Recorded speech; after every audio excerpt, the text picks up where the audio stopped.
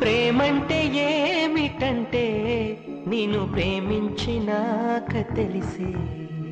మనసంటే ఏమిటంటే అది నీకివ్వగానే తెలిసే. ప్రేమంటే ఏమిటంటే నిన్ను ప్రేమించినాక తెలిసే. మనసంటే ఏమిటంటే అది నీకివ్వగానే తెలిసే. ఇది వరకు తెలియంది ఈ అనుభవం, ఎదమేలు కొలిపింది ఈ పరిచయం.